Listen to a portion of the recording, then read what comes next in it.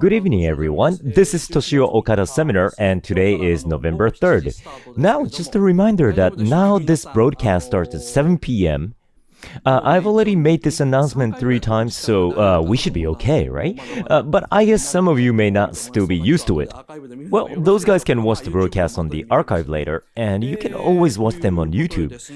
So you guys make sure that, because we start at 7 from today, our Gundam course the day after tomorrow will also start at 7 at night, okay?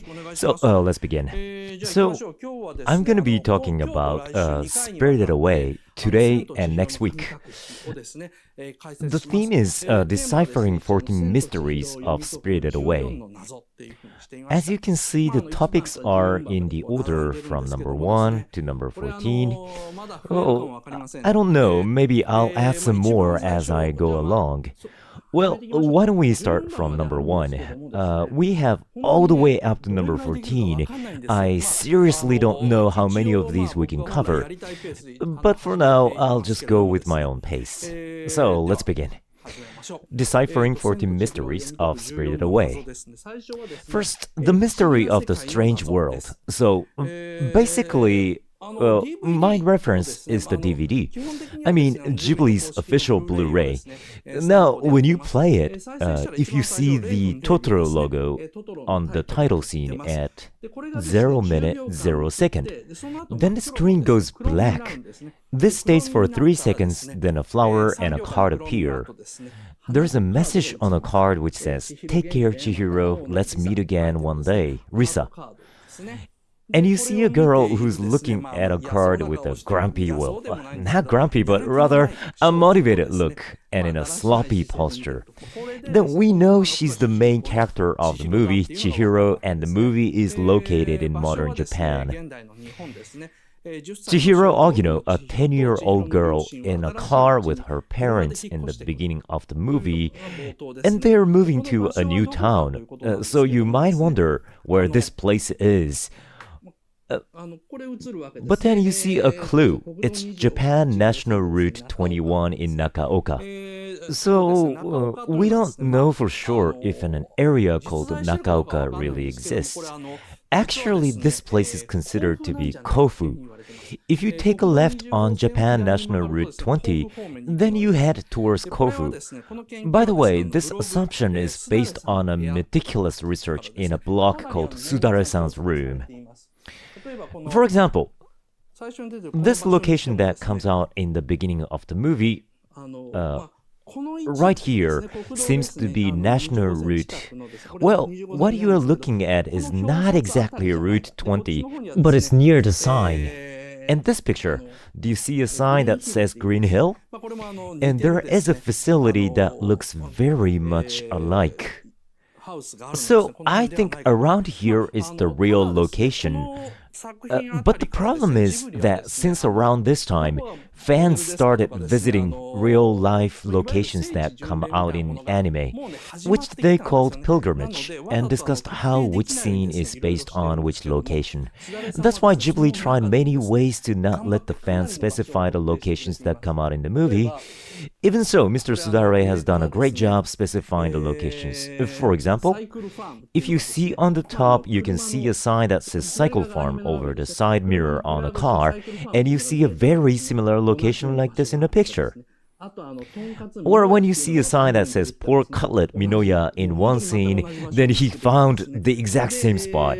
Just like that, this is a dry cleaner in the anime, and this is a real location. So, thanks to his specification, we now know that the scenes in the anime were reconstructed from various locations around Hachioji area to the point that they are almost identical. Later, Miyazaki said he got fed up with stuff like this when he made Ponyo. But I have to say it's kind of selfish. When he was making this anime, he told his staff to trace the existing landscape, but later he went, "Oh, I don't want any of these," or "tracing reality is meaningless and wrong." Then the art staff members were really jerked around by that. So, Chihiro's father drives Audi and passes these areas, but then he comes back. Right here, it says Tochinoki, which I guess is a new town. He turns right at this turning point. Then the title appears. Like this. It says Spirited Away, and the slope starts here in the picture at the bottom and goes all the way up. So that's the Audi that goes up the slope on the right and is still going up. He actually wants to go this way to the new town. It only takes a minute and 40 seconds at this point. A lot of detailed information is shown during this short period of time, so Spirited Away is actually quite fast-paced. On the other hand, nothing really happens during the first 40 minutes. So after a minute and 53 seconds, the car enters the approach after passing by an old Japanese cedar tree and a Shinto gate that has fallen. From above here, the camera pans down. Now, do you see how the trunk of the cedar tree has broken? So have the branches and only a few leaves remain. When the camera pans all the way down, you see the paved road ends in the middle and turns into a mountain path. And that's where the gate leans right here on the tree. On the storyboard, there's an instruction that says, this gate needs to be broken and tilted. It must have once stood facing the pathway a long time ago. But someone must have taken it off and set it on the side. So, I must say, whoever did it is quite sinful.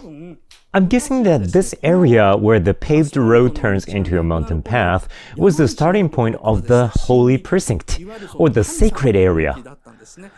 And the giant cedar tree, which looks tremendously old and now dying, must be the symbol of the area. But the three people in the Audi enters this sacred land in a four-wheel drive mode without knowing anything. And here the father puts the car in neutral and wonders as he looks around going, oh, are we on the right direction? Then Chihiro finds something mysterious. This is a cedar tree, and on the foot of the gate you can see a lot of small houses made of rocks. These small houses are God's houses or small stone shrines, and I wonder if you can notice, but they have been thrown away, and it's not just one, but in a large number. And I want you to pay attention to how they are piled up in the disorderly way. I actually have the close-up picture of this. If you take a close look, you can clearly tell how these small shrines have been collected and thrown away altogether. I imagine that each of these has been placed in order along this approach back in the days and worshipped, but now they were removed and collected with the gate at the foot of the cedar tree. I imagine that one of the carpenters who did the construction work placed them together with the gate at the foot of the cedar tree that was once a sacred tree so that they wouldn't be cursed. Well, although I think they are sinful enough to be cursed. If you look carefully as the car passes by, well, some of these stone shrines are missing roofs, and you can see how there are small tableware inside them. I believe they were used to offer things like sake, but do you see how one of them is in red? There's one that's in red, and I don't know, but it's somehow a bit creepy. This red is not subtle, but strikingly bright that jumps into your eyes. Now, you may have already noticed, but Spirited Away is actually a horror movie. It's basically a horror movie, but the second half is made with taste of fantasy, which is so fun to watch. It's hard for us to see it also because of the storyline where Chihiro changes her name to Sen and works. But at least for the first 30 minutes of the movie until the part where Chihiro meets Yubaba is pretty straightforward horror. So, how should we see this scene? Where an area that was supposed to be sacred is dishonored with the gate removed, God's house is abandoned, and a car with a four-wheel drive carelessly entering inside. Oh, I'm sorry, my tie's crooked. How about this? Well, I'm telling a scary story, so maybe that's why. So the storyline and the depiction here are structured so similarly to a type of Hollywood movie where a family, without knowing, moves into a cursed land owned by Native Americans. As for Chihiro, she has just left her last school but hasn't transferred to a new one.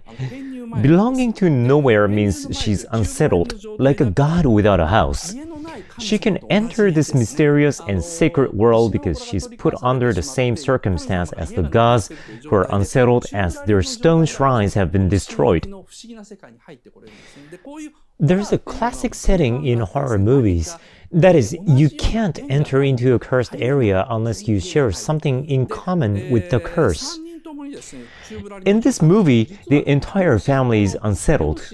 They're in the middle of moving, plus, well, I'll explain this more next week, but they are in the middle of a family crisis.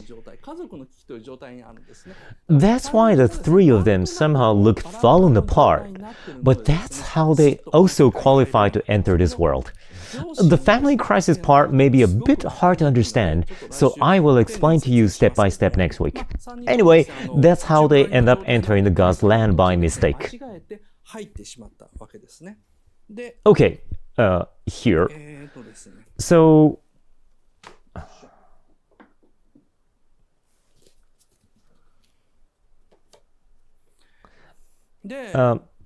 as the car runs through the mountain, the path suddenly turns into a stone pavement. It turns into a stone pavement and the car shakes and rattles. I mean, this is a mountain path. And the fact the path becomes a stone pavement means that it is important enough for people in the past to lay the pavement.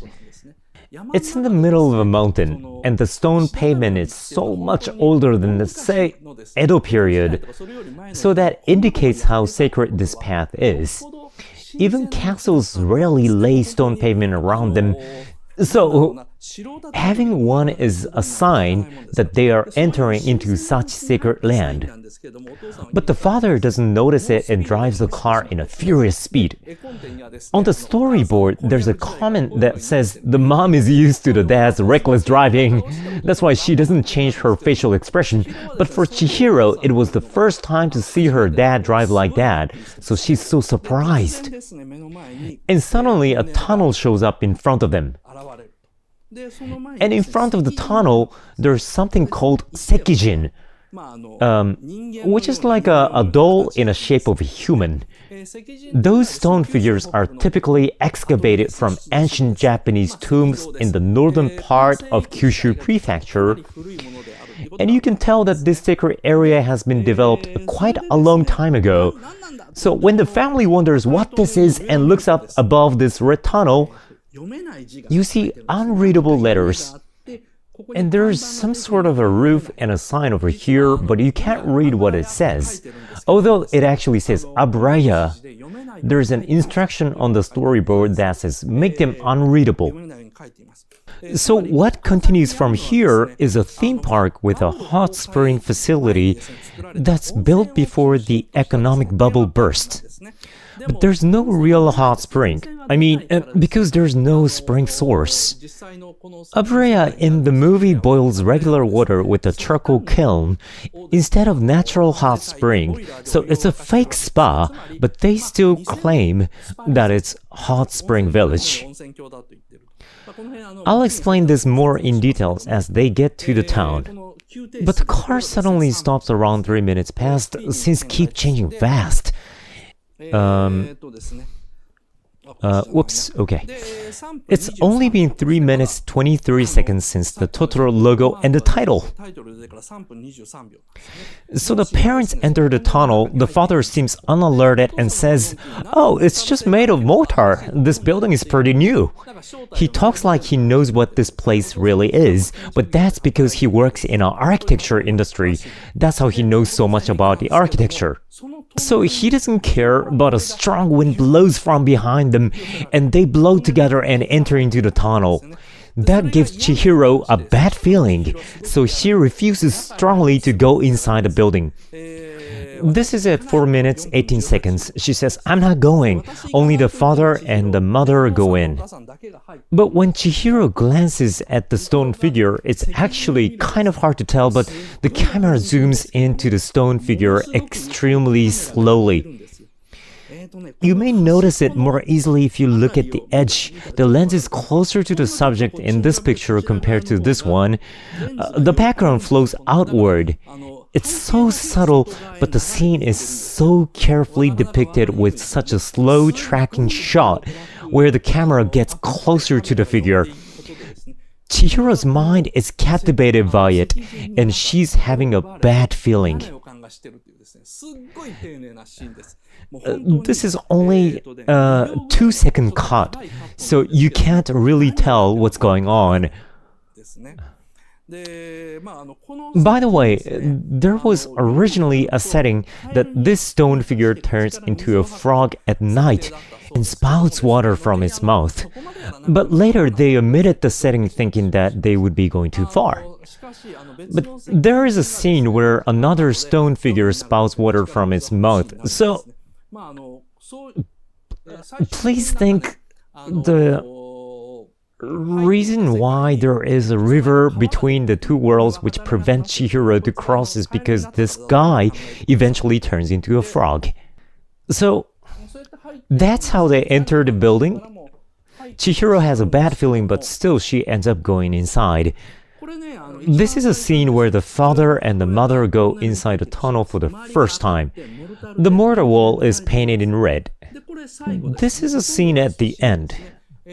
This is almost at the last scene. The family is coming back from the other world. Here, you see the same tunnel, but the stone figure has turned it into a mere boulder, and the wall is a stone wall that is covered by trees. They aren't exactly the same tunnels in the beginning and at the end. So before they enter the tunnel, they're already being tricked. They have already entered the other world. So the mysterious world doesn't start when they come out of the tunnel, but before they enter it. Then when exactly do they cross the boundary line? Well, it's probably right when they pass by the small stone shrines that they enter the world of gods. So this is 5 minutes and 53 seconds. When they reach the end of the tunnel, they see a wide plain and an uphill stretching out, which later becomes like an ocean. And there's no one on that plain. This is 6 minutes and 50 seconds. As Chihiro gets worried and says, Mom, I don't want to go, I don't want to go. The mother just says, hurry up, Chihiro, but not even wants to look at Chihiro in the eyes. The father and the mother are actually in a good mood. When the mom loses her balance, the dad catches her saying, are you okay? And smile at each other, but they only tell Chihiro to hurry up. This is strange. There is a reason why both parents and especially the mother is acting cold to Chihiro, but I will talk more about this next week on the second half. And I'm gonna go in depth on this. It's been said that parents are childlike, like young couples, so they leave Chihiro out, but there's no way, Miyazaki does something so meaningless. I'll talk more about this next week. So after they leave the tunnel at 7 minutes and 38 seconds, they see a very strange scene spread out. They get to this point in 7 minutes and 38 seconds. It's even faster than some Hollywood movies. So you see these creepy billboards in the shape of an eye, which remind me of the manga of Yoshiharu Tsuge. Then as the camera pans down, you see the father and the mother and Chiharu. Chisato. No, it's Chihiro. So Chihiro follows up the stairs. I really can't get the name right. So this unmanned entertainment district spreads out. And this area is in between the real world and the illusionary world. So, humans built a bunch of weird buildings to create a theme park in originally sacred area where gods lived, with the money that they earned just before the bursting of the bubble economy. That's how the monsters ended up inhabiting there. Well, Chihiro's father says these are the remains of the bubble economy, but actually, this kind of theme park was everywhere in Japan since Meiji period. So, for example, there used to be an observatory in Asakusa, Tokyo called Fujisan Soranjo. This is the brochure from the back then. They made a miniature of Mount Fuji in Asakusa Roku Entertainment District in Meiji 20th. It was 32 meters tall, so it was pretty tall. And not only that, people could climb it up to the top. There's a picture too. We only have one with low quality. You can see people riding bikes in the front, so you can compare the heights. But this is what was called Asakusa Fuji. Again, it's 32 meters tall, so it was pretty tall to the point that people could actually walk the path from the bottom to the top. However, it was destroyed in Meiji 23rd, and the famous Ryounkaku, or so-called Asakusa 12 stories, was built on that site.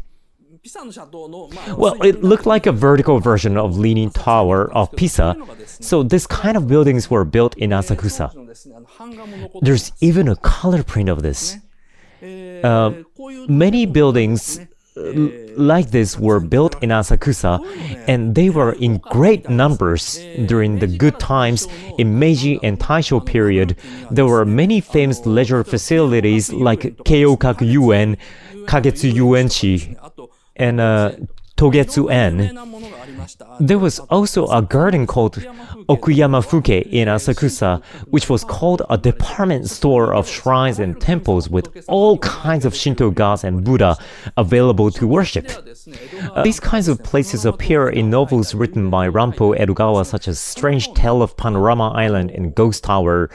Rampo wrote different novels with similar plots where people built theme parks during an economic bubble between the end of Meiji period to Taisho period that insult gods, or should I say ignore their sanctitude, which triggers a series of mysterious incidents.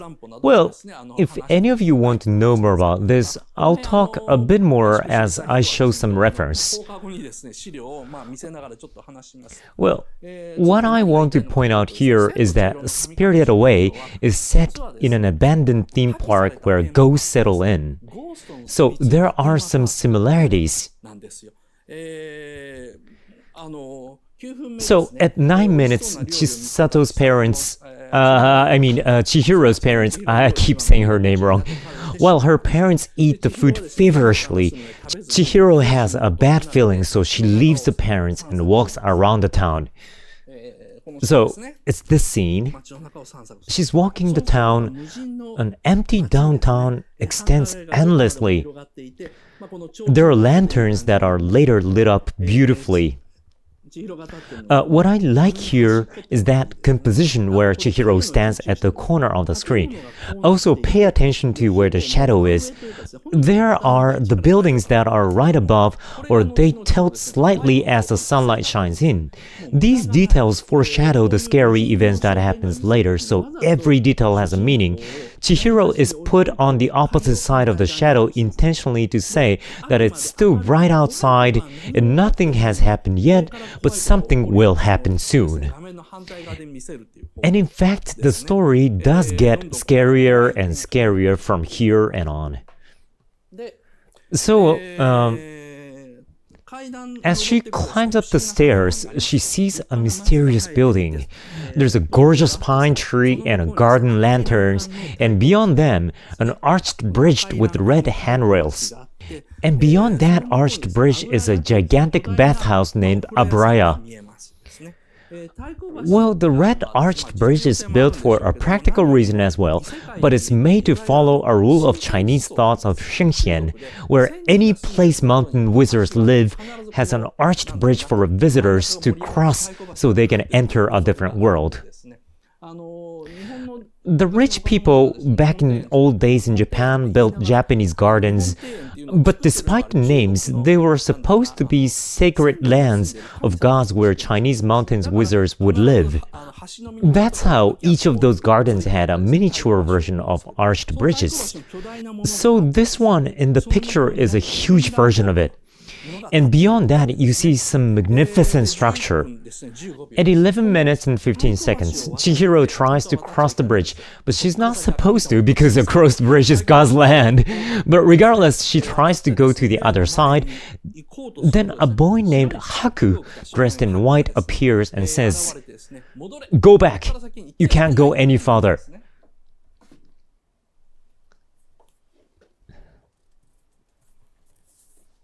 So, this is Haku. He says, "Go back, you can't go," facing and approaching the screen. But then, as you see, the shadow behind Haku extends drastically. So, because the sun is set in a rapid speed, the shadow of the bridge behind him grows so vigorously while Haku talks in a hurry. And his profile becomes more and more red. The red sky is spreading out and the shadow grows horizontally longer and longer. This is what you see in a vampire movie. The scenes is so horrific. The scene also shows how fast time passes in the world Abraya exists in, which is the world of gods and wizards. As you can see from here, it's 10 times faster than the real world. Later, I will explain why 10 times faster, but the whole plot of Spirited Away only takes about 4 days. It's only 3 nights and 4 days in length, but it's about a month long in the real world. Actually, maybe even longer than that. And how fast the time flows in a different world is an important theme, which I will explain next week, so please keep that in mind. For now, let's just remember that the time goes really fast there. Then the lanterns are lit up and black shadows grow out of the ground on the street that was previously unmanned.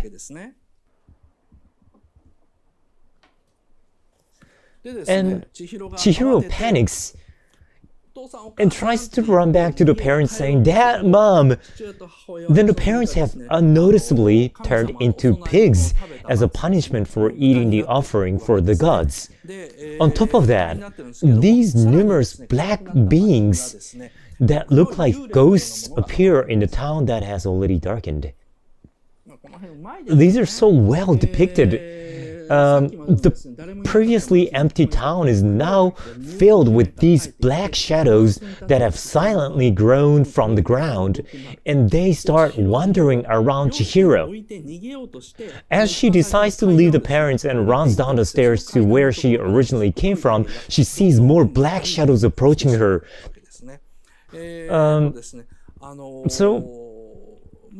The taste of the movie becomes more and more like a horror movie. However, when she descends the stairs, she notices that the white plain has turned into water. The tunnel which she has walked through is now far away, and there are city lights beyond the tunnel.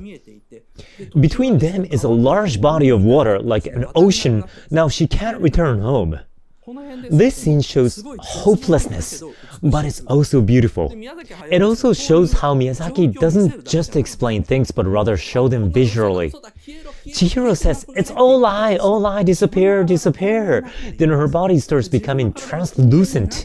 Then a tremendously gorgeous and luxurious fairy appears. And from that fairy, a lot of strange monsters come ashore. But Chihiro also sees them through her translucent hands. The scene depicts two different situations. One is that Chihiro is in fear as she realizes her body is vanishing. The other is that through those hands, she finds the glimmering fairy. The two circumstances of what is happening to her and around her are being visualized simultaneously in one frame. So I can't say how well this scene is shot. It's not explanatory, but more suspenseful, which makes the viewers curious to see what will happen next. The storyboarding in this scene is a true masterwork. Now, when the fairy arrives at the shore, gods come out. Now, it's a characteristic of Japanese gods that they are invisible.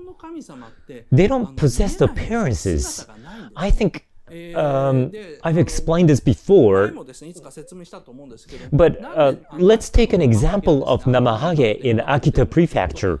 People cover their virtual gods with masks and straw capes to pretend that's how they look like, knowing that essentially gods are shapeless. This idea is close to the worshipping of spirits in Southeast Asia.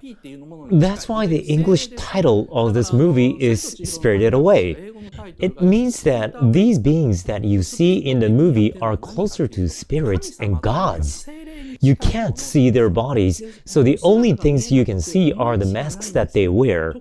However, those spirits in the movie become more and more substantial and visible to Chihiro as they come ashore, even though they aren't supposed to be. So this world is in a realm that is between the real world where the humans live and the world of gods. So the monsters come ashore one after another, but Chihiro at this point just think of them as monsters, not gods. Chihiro freezes in fear. Then Haku, that handsome boy, arrives and lets her eat food from this world. She needs to eat something that belongs to this world or she disappears. When she eats it, her body finally goes back to normal. After that, Haku takes Chihiro to the side of Abraya and tells her that she needs to go see Kamaji, who is in the boiler room, and ask him for a job. Because whoever doesn't work here is turned into an animal by Yubaba, a witch who rules Abraya. It's only 60 minutes up to this point. They are so dense and made with aesthetics of horror movies. But Miyazaki made it just slightly less scary so the kids could watch. All the necessary essences are still there, though. For example, the parents do what they mustn't do without listening to Chihiro's warnings. Chihiro enters a place even though she senses danger.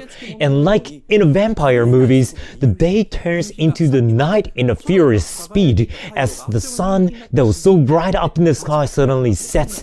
Then these strange beings appear on the dark street. These amazing scenes unfold one after another without an interval in such short time. This is really the best horror movie sequence in the world.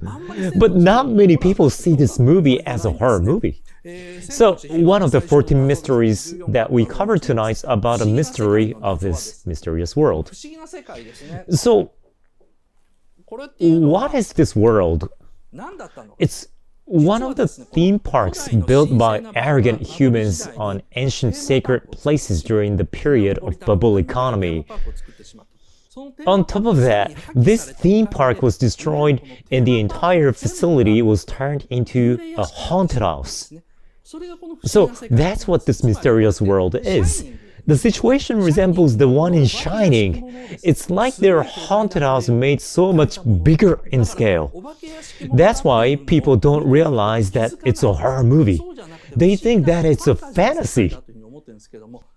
What really makes the intro of this movie so entertaining is that it's got the taste of a horror movie like Shining, with scary scenes and a haunted house, but it's hard to tell because the audience starts sympathizing with the ghost as the story proceeds and the protagonist starts working with them.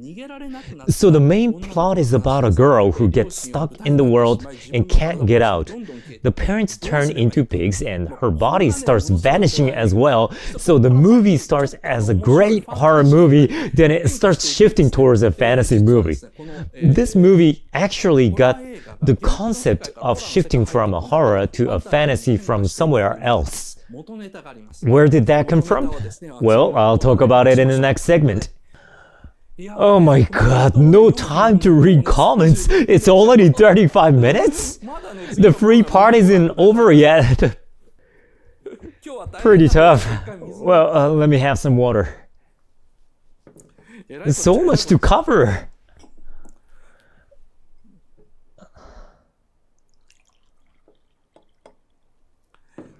So much to cover.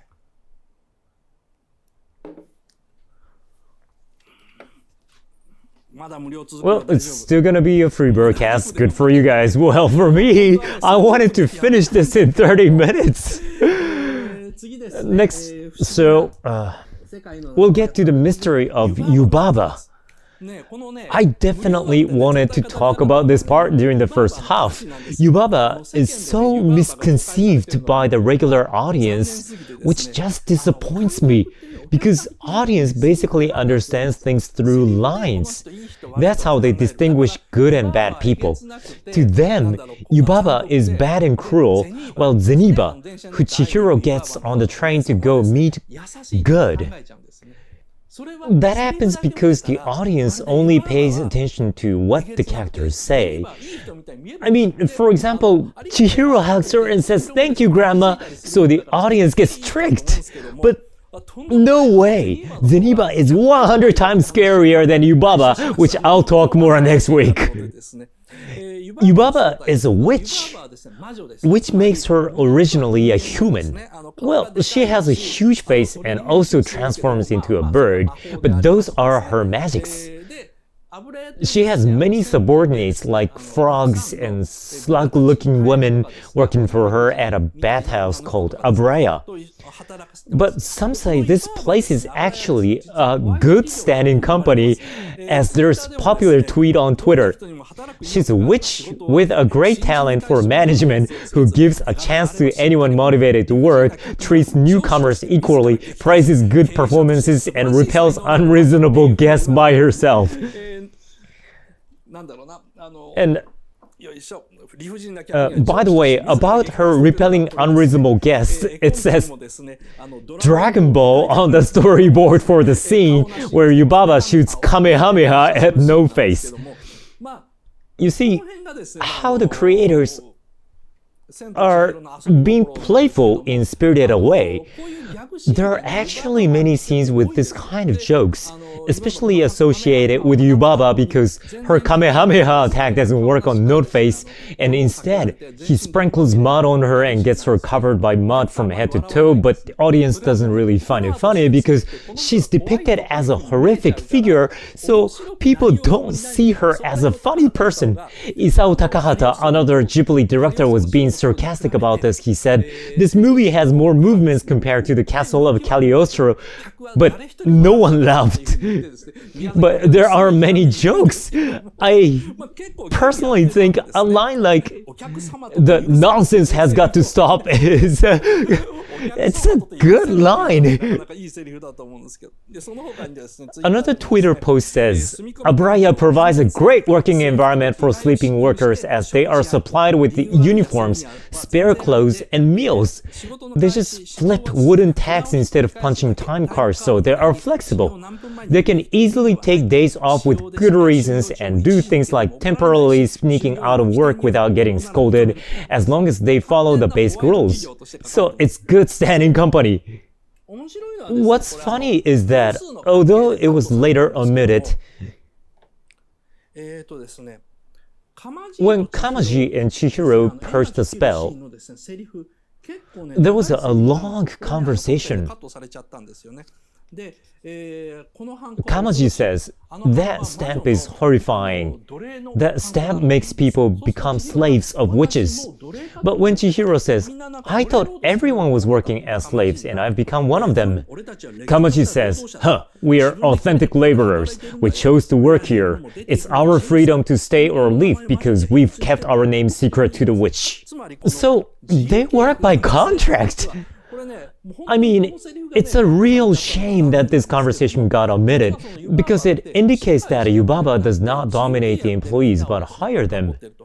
This shows how much self-esteem she has about herself. She does all these to protect her idealized self-image. Even so, she has some shortcomings. That is, she just loves people too much.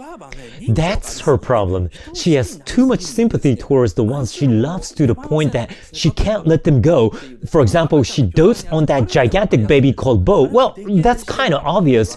But even ones like Haku and Chihiro, Yubaba actually likes them more than we think. She says some nasty things to them, but she also acknowledges them. For example, Chihiro goes to see Zeniba and apologizes to her. But when Yubaba finds that out, she becomes furious and says, "What?" And then goes, "Kill her parents, kill and eat those pigs." But that's basically because she has too much love towards her. Once she likes them, she can't let them leave her. If they do, she can't accept it. Meanwhile, she says Haku is useless once he's injured and tells her subordinates to throw him away, but there's a reason for that. She actually loves whoever is capable and beneficial for her, but once they are no longer useful or they leave her, she suddenly hates them extremely or tries to get rid of them.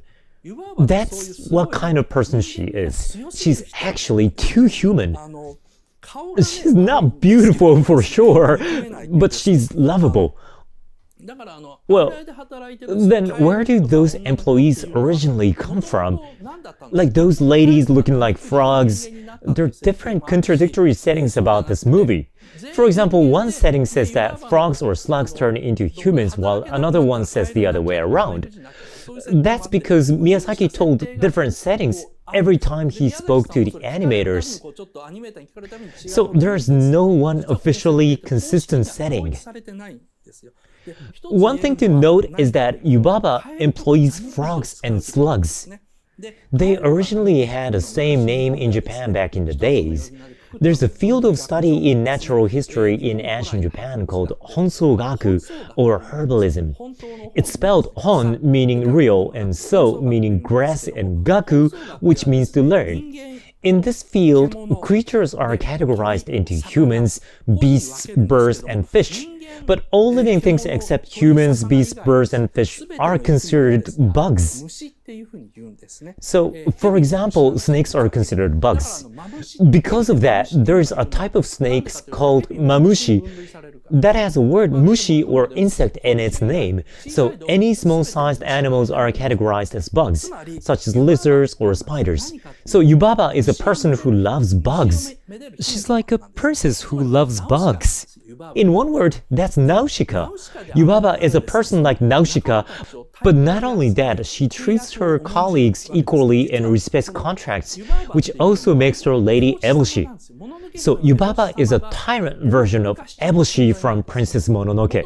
She was originally like Nausicaa, but as she grew, she had to start making rules for the community and keep them. It worked while everyone was equal, or while she was still young. But as she got older, some sort of passion, which she managed to control when she was younger, went out of control, which turned her into a tyrant. That's why I say Yubaba is the tyrant version of Eboshi. I'm guessing that Yubaba was once more intelligent and humane. But now she got obsessed with the people or treasures she fell in love with, then eventually lost humanity that she used to have, then started being hated or feared. Or you can say that she's the future of Dola from Castle in the Sky. But above all, Yubaba is probably the reflection of how Miyazaki sees Toshio Suzuki, the Ghibli producer. Or maybe she's Miyazaki himself, because they're both famous for patronizing their staff they like, but acting cold to those who leave them. Now, let's finish up the mystery of Yubaba. She's the final stage of the heroines of Ghibli anime. Miyazaki usually portrays his heroines as good girls like Shita when they are young, but they eventually start having inner passions like Nausicaa, then becomes a good leader like Eboshi. then a greedy woman like Dora, then finally ends up becoming a tyrant like Yubaba who can't control her own desires and love towards her people. These are the images of the heroines in Miyazaki's films, and they're connected in a cycle. We think if they're young, then they stay young eternally. For example, Sheeta is always the same Sheeta, and Clarice is always the same Clarice.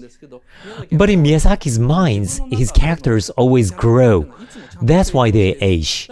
That's how Miyazaki often says that in Princess Mononoke, My Neighbor Totoro, Satsuki and Mei are already over 30 years old. So they're old ladies now.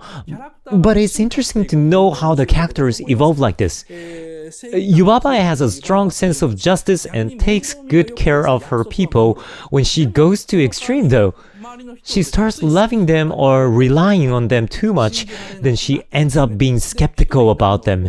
Then she feels lonely, then eventually turns into a tyrant. So that's the evolution theory of heroines to Miyazaki. I've talked for 45 minutes. The free part ends here. Let's go to the questionnaire. In the second half, I think we can do 2 more of the 14 mysteries. But doing all 14 in 2 weeks, I think it's going to be tough. Next week, I'll talk about how Spirited Away can be very scary. The last half of the 14 mysteries are going to be a bit scary.